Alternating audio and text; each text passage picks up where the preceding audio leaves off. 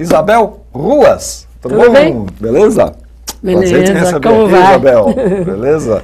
Menina, mosaicos na arquitetura dos anos 50. De onde vem esse teu interesse pelos mosaicos? Acho que vem do interesse pela matéria, pelos materiais, pela qualidade dos materiais. É. Eu sempre colecionei pedras e cacos de cerâmica sem saber por quê. Uma certa hora eu estava com uma gaveta cheia dessas coisas. Fazer alguma coisa com isso aí agora. Você é mosaicista, sou você mosaicista. faz mosaico. Eu tenho uma empresa de mosaico. Você tem uma empresa de mosaico. Há 30 anos que a gente faz mosaico. A gente queria fazer um mosaico aqui para o nosso programa, com todas as peças. Vamos lá. Já tem um mosaico, ele é feito de cartazes. Então, isso é uma coisa. Quando se fala mosaico, a gente está falando de vários materiais? Eles podem ser feitos por vários materiais? Podem ser feitos de qualquer material. De qualquer coisa. Inclusive tem um mosaico de ideias, o termo é super amplo, né? Mosaico de ideias. Mas o mosaico aplicado à arquitetura é que interessa para esse livro. Para esse livro. Mosaico na arquitetura. E a qualidade dele, uma das qualidades é dele ser durável. Durável, Por isso que tem mosaico tão antigo que veio até hoje. Então lá está a pedra, a cerâmica. Muito mais durável que a pintura, por exemplo, porque claro. é a pedra, né? E por causa desse caráter, ele está do lado de fora dos edifícios. Tá. E também se usa muito em fachadas. Claro, e também por isso ele não está tanto nas galerias de arte nos museus, e sim para fora, ou seja... Mas é uma arte mais pública. Ou seja, ele é uma arte mais pública, ele está dentro também, mas dificilmente você conserva uma pintura tomando chuva. Sim, claro. Não é? É por isso que a gente encontra, vamos dizer, aliás tem aqui no livro, você colocou, muitas fachadas, ali em Genópolis tem vários prédios com fachadas de mosaico, no centro da cidade se encontra ainda alguns prédios com fachadas de mosaico, galerias, né? Quer dizer... É uma galeria a céu aberto. Uma galeria a céu aberto. E esta galeria a céu aberto, que nos anos 50 era muito presente, muito relacionada à arquitetura, você tinha um código até da sua relação com a arquitetura, né? Quais superfícies seriam revestidas e como, porque é muito diferente o mosaico moderno do mosaico clássico. Ele está, em geral, só na parede, ocupando a superfície inteira, sem interrupção. Não são quadrinhos. Não são quadrinhos. Não está modulado pela arquitetura, são grandes superfícies. Por isso o mosaico moderno em São Paulo é tão importante e precisa ser valorizado.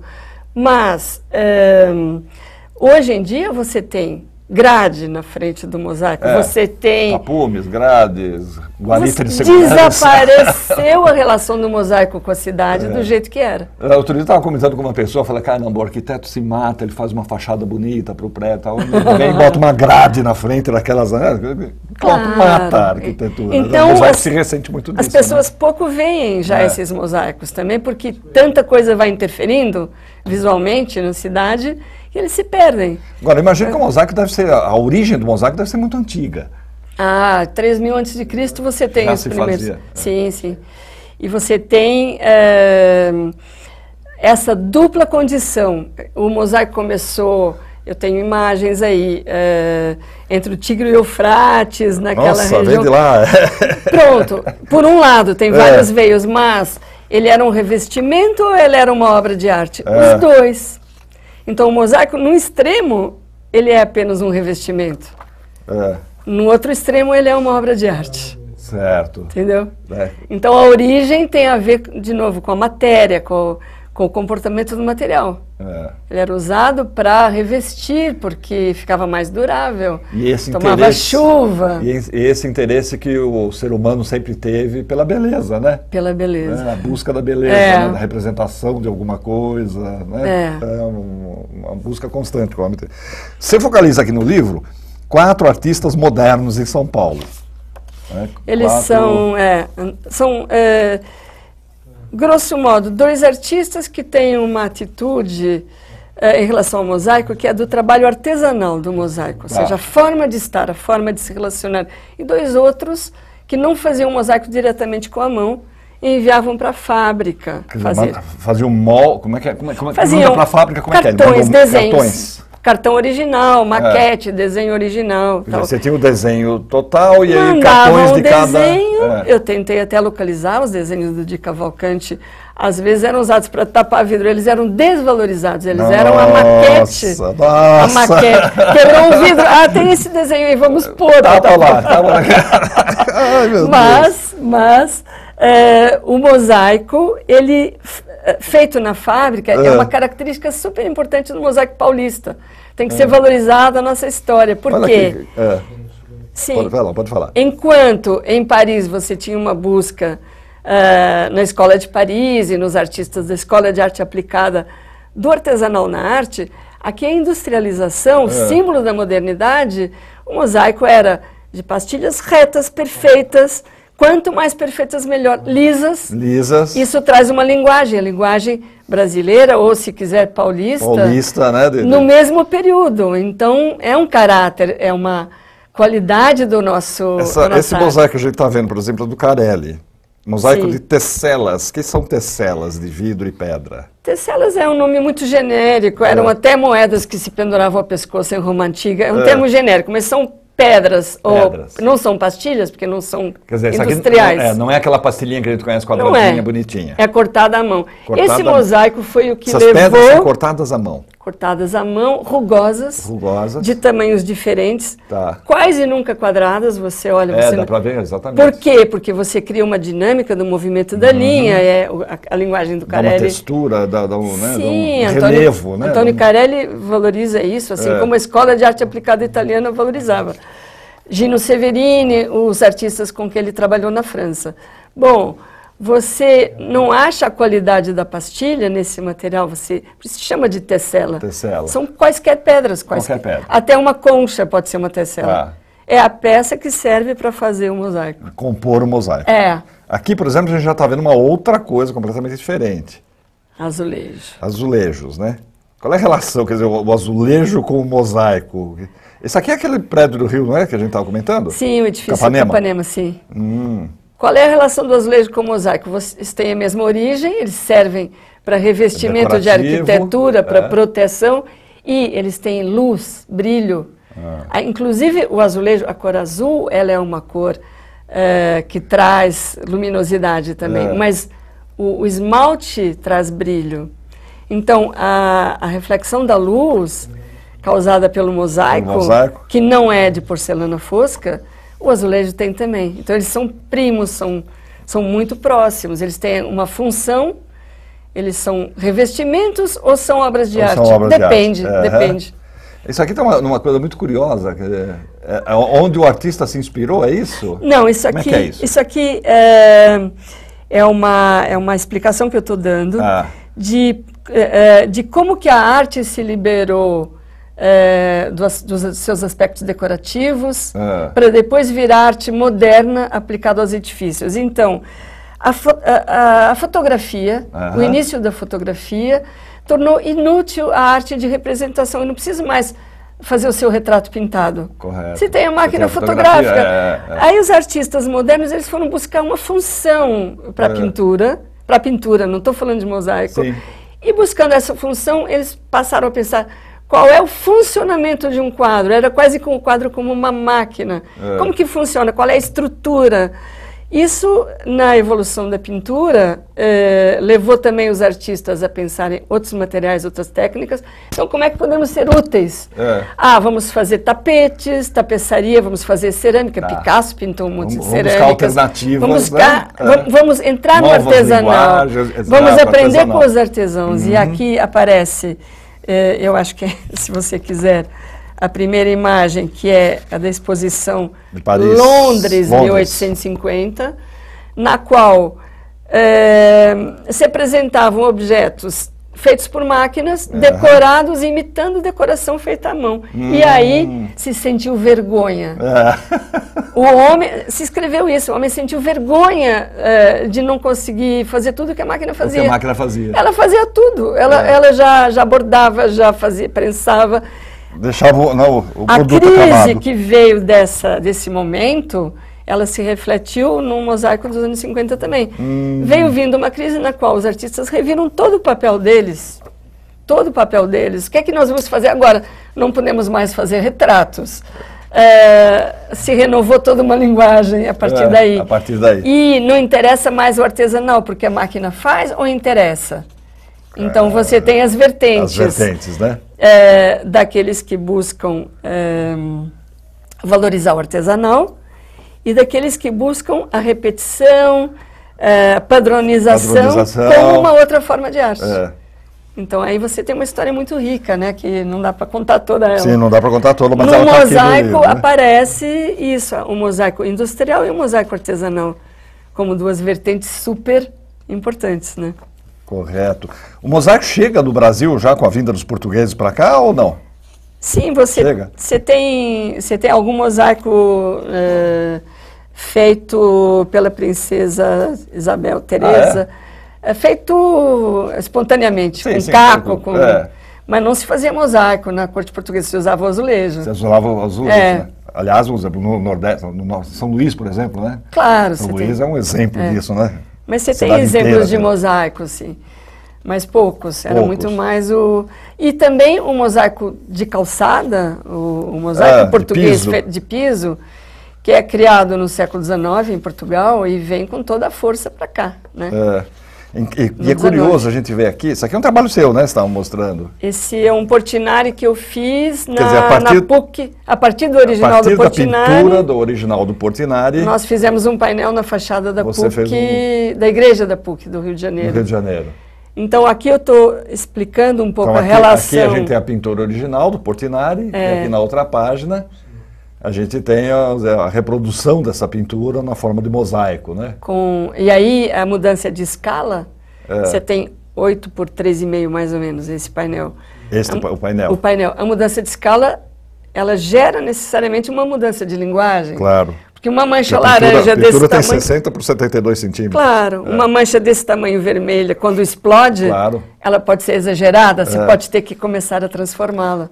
E o próprio material modifica a obra.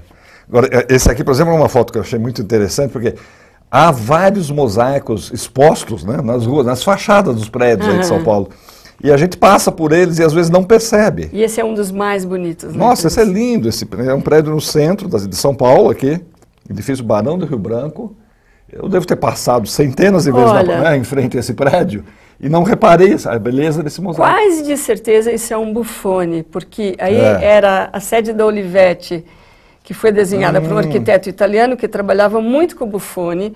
Eu não tenho a comprovação, ele não está assinado. Inclusive, 2 de meus funcionários escalaram aí para ver se tinha uma assinatura. Não tem, mas era a sede da Olivetti e certamente vamos chegar na conclusão de que é um Buffoni. Ai, caramba, que aflição que dá.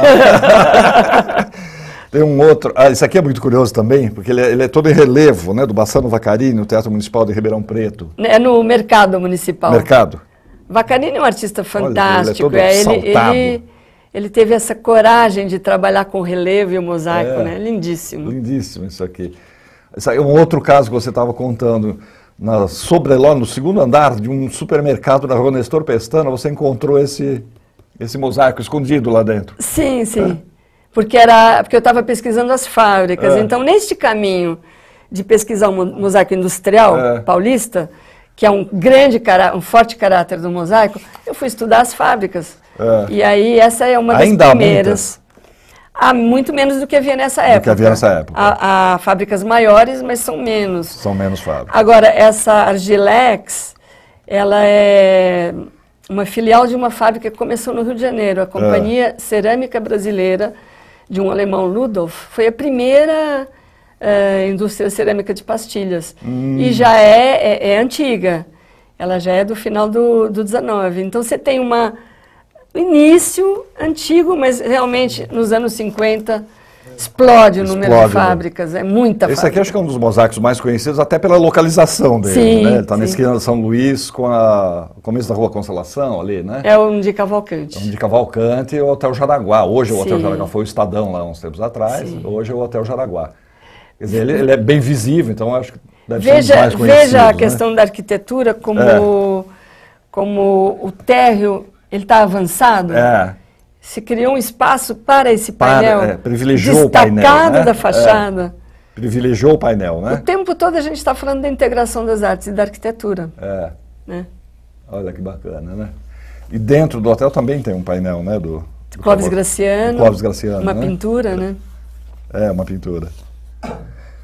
E muitos deles... esse aqui é um caso que você citou, quer dizer, de como essas obras de arte acabam sendo maltratadas, né? Ou deixadas ao Deus dará, né?